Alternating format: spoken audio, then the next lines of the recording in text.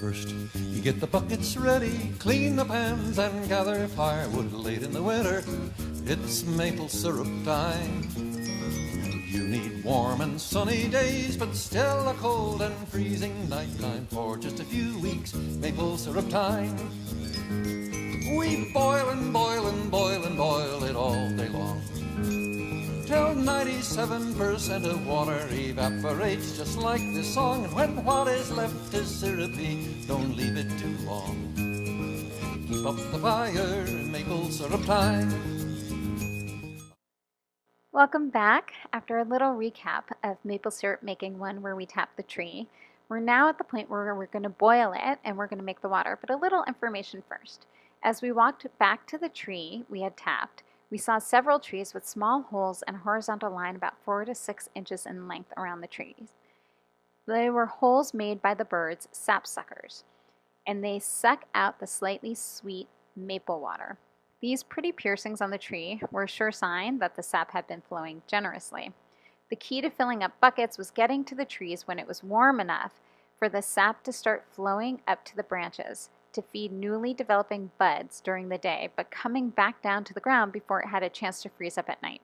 To optimize the flow, the temperature range is best when it's about 20 degrees overnight and in the 40s during the day. This produces the sap that travels from the root systems to the leaves, carrying the minerals with a low sugar content of 2 to 3%. It's the xylem sap, and it takes place now at the end of winter, but it used to be at the beginning of spring. This has to be collected before the freezing temperatures disappear and summer arrives. During summer, the green leaves produce chlorophyll and absorb energy from the sun via photosynthesis, which produces a simple sugar that the maple then converts into starch and stores within the tree. This is when we find the sap, which exists in the leaves over the summer and has a higher sugar content of 20 to 30%. This will be the base for the sweet sap in 9 months. As previously mentioned, it takes 40 gallons to make 1 gallon of syrup, and one tree makes about 1/4 of a gallon, but in my case, it made 8 ounces. Most historians agree that Native Americans were the ones to identify how to make maple syrup, and oftentimes it's thought that actually maple sugar was what was made in the very beginning. This theory is based on a well-established relationship Native Americans have with nature and their strong skills developed over many generations through oral tradition and teachings. According to Emily Stone, Bernd Heinrich, author of Winter World and Summer World, was the first to explain that Native Americans observed red squirrels cutting into tree bark and returning later to lick the sap. Heinrich himself noticed that red squirrels would break the bark and let the sap run, but not drink it immediately. Rather, they would let it evaporate overnight and come back while the sun was shining for more concentrated sweet sap that was left. Eastern Woodland and Haudenosaunee Native Americans would move their families into specific locations in the forest and set up what's known as sugar camps. Here, according to Massachusetts maple producers, we learned from early New England explorers that there were 3 types of maple sugar made by North Americans. There was grain sugar, a coarse granulated sugar similar to that we know now as brown sugar. There was cake sugar, which was a sugar poured into wooden molds to become hard cakes or blocks, and wax sugar, which was made by boiling syrup extra thick and pouring it over snow. This wax sugar is what we know today as sugar on snow. It is believed that sap was boiled down and made into maple sugar instead of the more common maple syrup.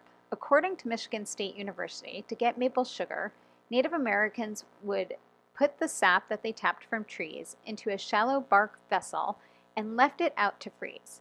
They also would do this with birch baskets. This would separate the water from the sugar, and they would then remove the ice. As time went on, new and improved ways to process maple sugar emerged. The Haudenosaunee started building the sugar bushes, where they would boil the sap with hot stones. When European settlers arrived, they used different vessels made of metal that they could use to boil sap over an open fire to make syrup.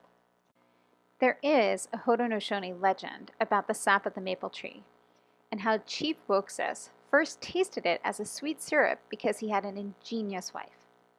Chief Woxus was going hunting one day in early March. He yanked his tomahawk from the tree where he had hurled it the night before and went off for the day. The The weather turned warm, and the gash in the tree, a maple, dripped sap into a vessel that happened to be standing close to the trunk. Wokes's wife, toward the evening, needed water in which to boil their dinner. She saw the trough full of sap and thought that would save her a trip to the river to get water. She was a careful woman. She did not like to waste anything. She tasted it and found it good, a little sweet, but not bad. So she used it for cooking water.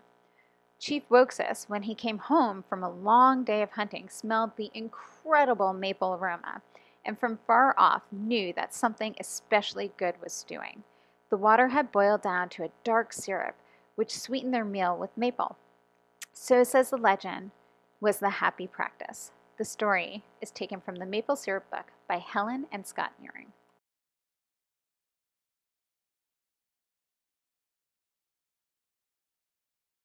Yes, please. Can you tell us how the syrup's made? Good idea. Come and see. First, we put the maple water in this big pot. We heat it up to get rid of the water. The syrup is left, and we filter it into the smaller pot. Of incredible smelling maple aromas, we went back and we gathered the water from the trees. We put them in the wood buckets, old school, and then we brought them and we dumped them into these big, big pots at the sugar shack, where Steve will explain more. We've been using these two buckets to kind of balance the... Now, how do you use these two buckets? That's to collect the sap. Oh, so you're using wood. Oh, yeah. No one uses wood anymore. No. But that's what Holy we have cow. a lot of, especially with all the storms we've had. Oh my God, it feels so good here right now. Yeah. Oh, that smells so amazing. How long does it take for something like this to boil down? Well, it depends. Like, if you have someone who's really paying attention to it, you could do all this in a day. Okay, this is gorgeous. And you've been doing this, like, you personally have been doing this for how long? 30 years. Holy cow! And how long has Westmoreland been doing this? I'm not sure how long that we've been sugaring. Probably at least 40. Probably since the 70s now. So probably even 50.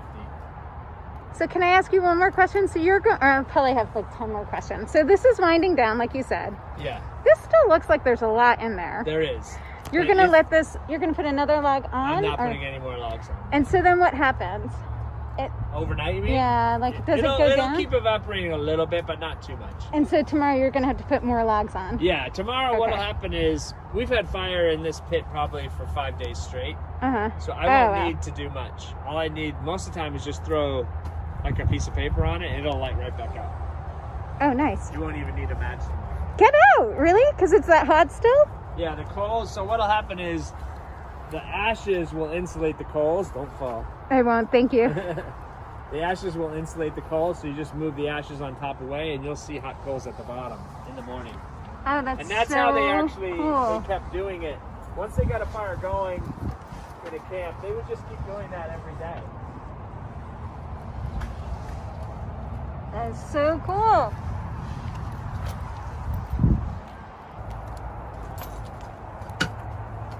So leaves blow in, and then how many times a day do you do this? Do I scoop like that? Yeah.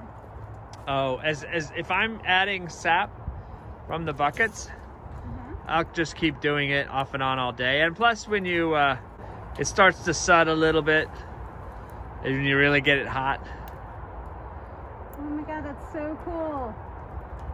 Yeah, you want to stir it. You want to stir it so that you get anything that's At the bottom? loose in there. Yeah, and you can get it, trap it. Steve is referring to something called niders, which is the sediment at the bottom of the pots. Filter this out, and then you have the syrup.